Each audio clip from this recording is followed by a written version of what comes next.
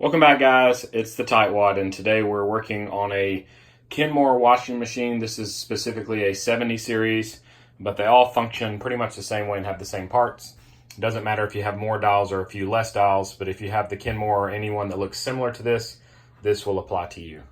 So I was in the middle of a wash and I noticed things sounded funny. You can see we're getting ready to be at the spin cycle here. And I have clothes in here and I'm going to turn it back on for you. And right now the wash machine should be spinning out the water and you can see it's doing nothing. It also will not agitate back and forth. So this particular issue today is that it's trying to spin and I can hear the mechanism spinning at the bottom of this shaft here of the agitator, but it is not spinning.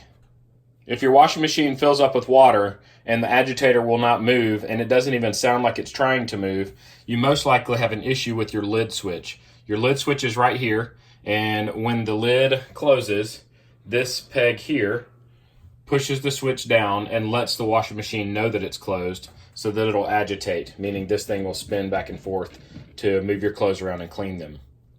However, if your lid switch is open, it will think that your washing machine lid is open. It will not allow the agitator to spin because it is a dangerous thing. If your arm got down in there, it could potentially cause some harm.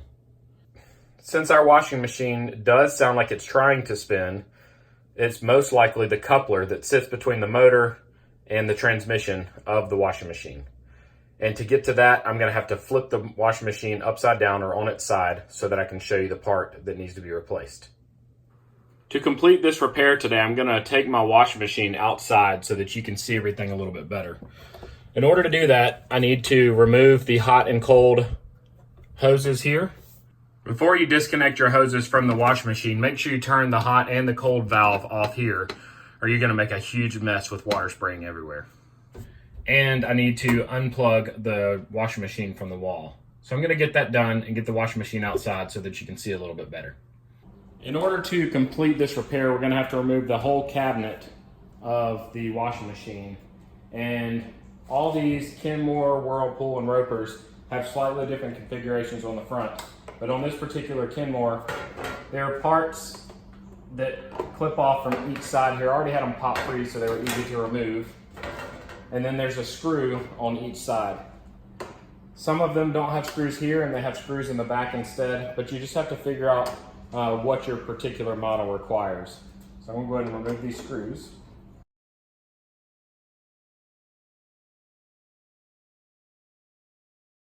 And once you get them loosened, you can grab firmly from the back and it should lift up. And this whole thing can rest right here on the back, just like this. The next step is to remove these clips. There's one on each side. I'm going to use two hands for this because I'm going to put my screwdriver down in here and lift forward while lifting up on the hinge, and it'll pop right out. Before I unclip the second side here, I'm going to unclip this connector. It should just lift up and pull off. That's the connector that goes to your lid switch.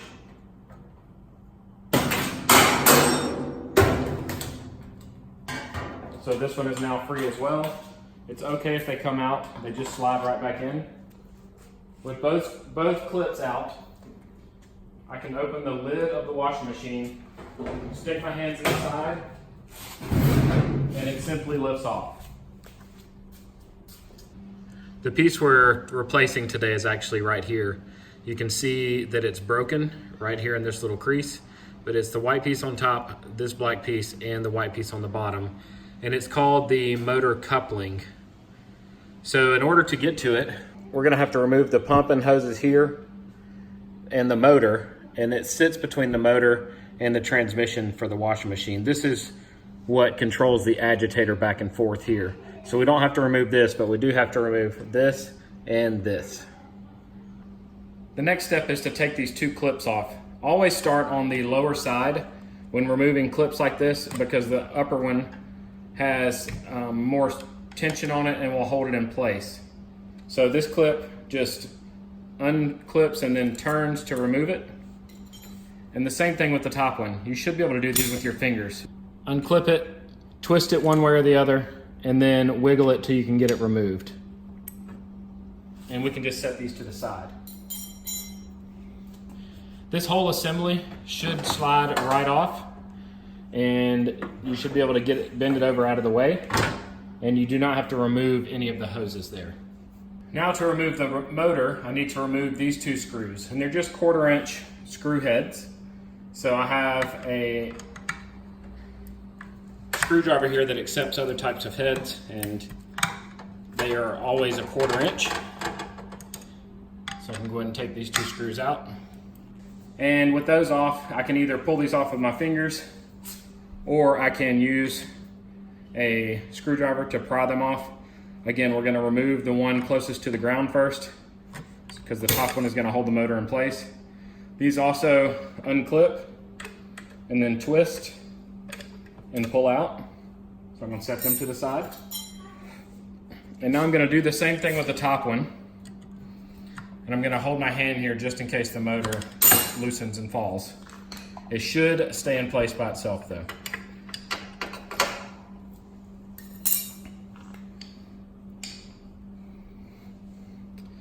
Now I need to lift the motor up. I'm gonna use 2 hands because it's somewhat heavy. And I'm gonna grip it from the very bottom. I'm gonna lift straight up.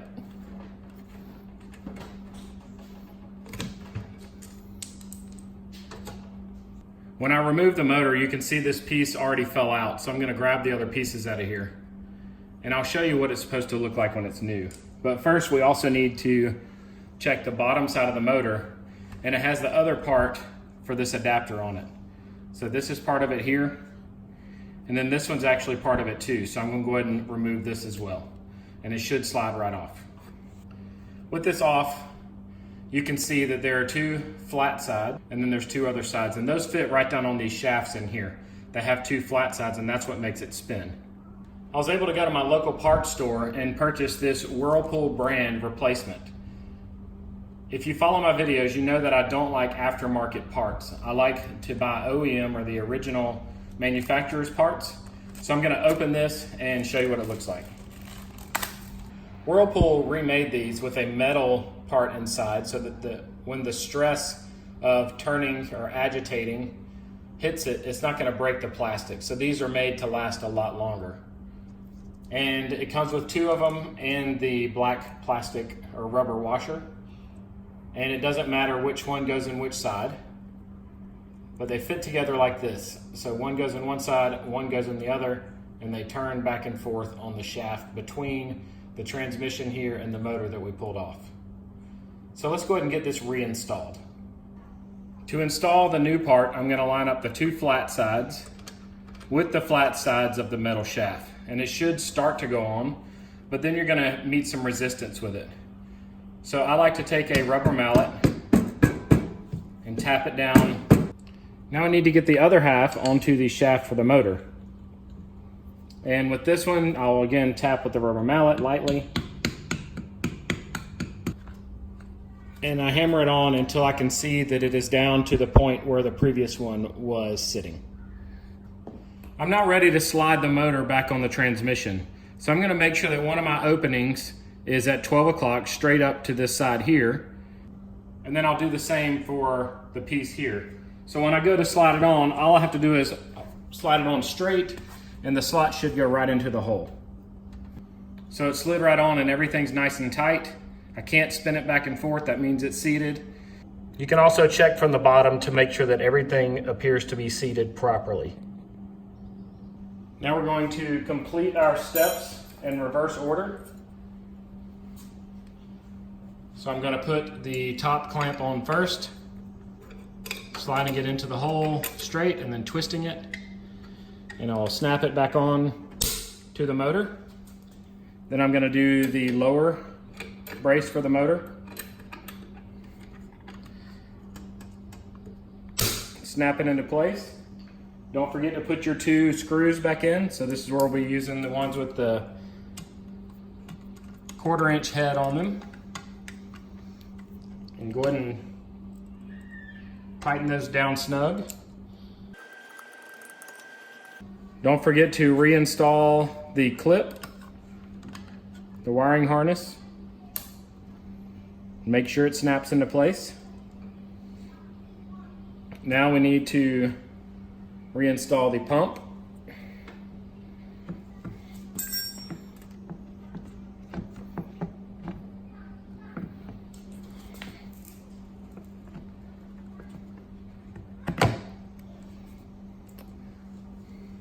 The little feet from the pump go into these little small holes on the motor. If that'll help you line it up right, you may have to twist it back and forth slightly to get the shaft to line up correctly. And we can put these clips back on. Again, slide them in sideways, then spin them towards the pump and clip them in.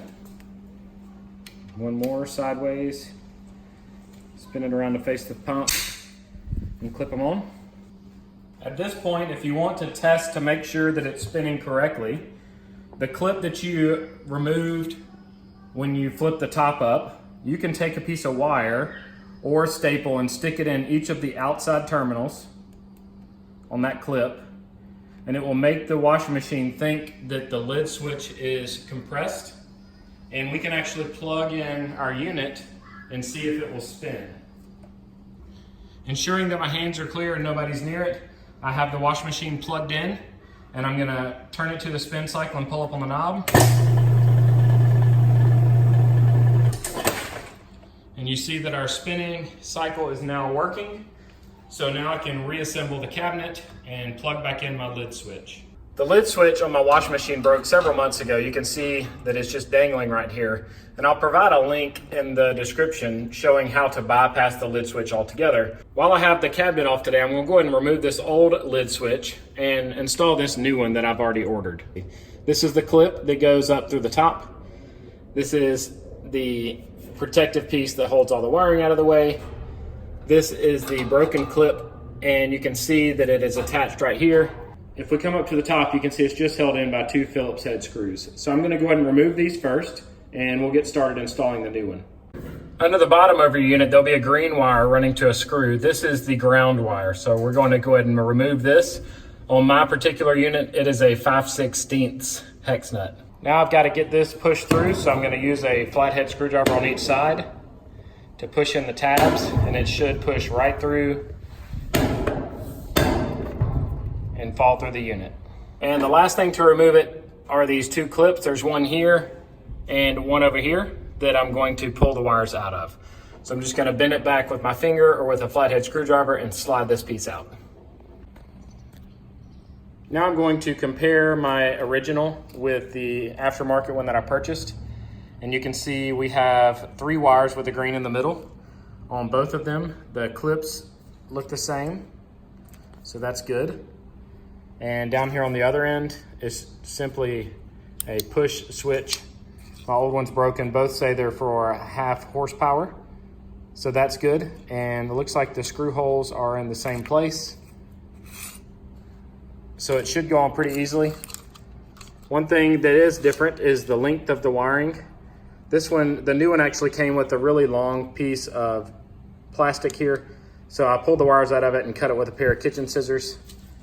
And the wires are a little bit longer, but that shouldn't be a problem. I'll be able to hide them up in there somewhere, tie them up if I need to. So I'm gonna go ahead and get this new one installed.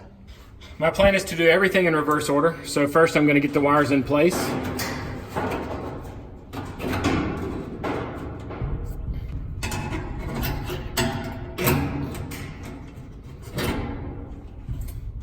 And now I'm gonna put this clip up through the bottom.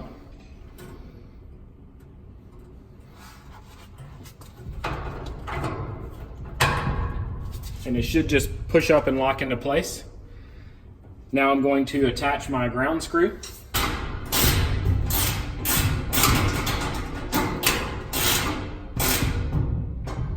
And now I can position the clip and insert the screws. And the holes do line up, so that's great. Get those screws nice and tight, and I'm gonna test the thing to hear a click. You can hear it click. That's a great sound to hear. And the cabinet is now ready to go back on the washing machine. I'm gonna show you how to get the cabinet back on your washing machine. And there's a lip in the front and lips on the side here. the bottom of the cabinet goes under the front of this front lip, and then the sides sit on top of the side lips. There's also a pin in the front and the back on each side. And that's what keeps the sides of your washing machine from flopping out. So I'm going to slide the front end under the front lip first, and then I'm going to position the sides. So I came in with the front side low, and you can see that the lip of the cabinet is under the black bar of the frame. So it's got to slide completely under it like that. Now I'm going to hold my foot against the front so that it doesn't come loose while I guide the sides down on the clips on the bottom rail. I'm going to push in and go down, and you can see I can tug on that and it won't come out anymore. Then I'll do the same thing on the other side, making sure that the clip is engaged. And you can actually see, if you look in on the other side, the clip is engaged there and here as well. So now everything should line up correctly when I pull this forward. So with that in place,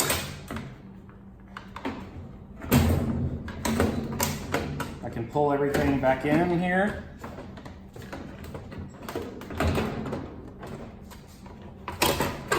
This can rest on the back.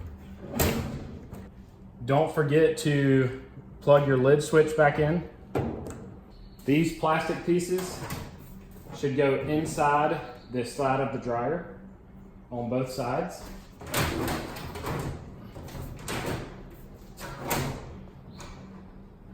And they'll be held in tight once you get your lid clips on. With the plastic piece in place, line it up, slide your clip in, then press down to clip it into place. Do the same thing on the other side. Press the plastic backing in, put the clip in, make sure everything's lined up, and press it down. If you didn't already do so, again, make sure that you attach your lid switch here. Now this piece is ready to put back on. It just slides down with the back rim here over the back. On mine, there are clips on each side that have very obvious holes that they go in.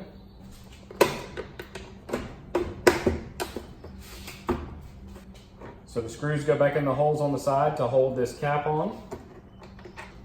Now your trim molding goes on. It just has clips that snap into place.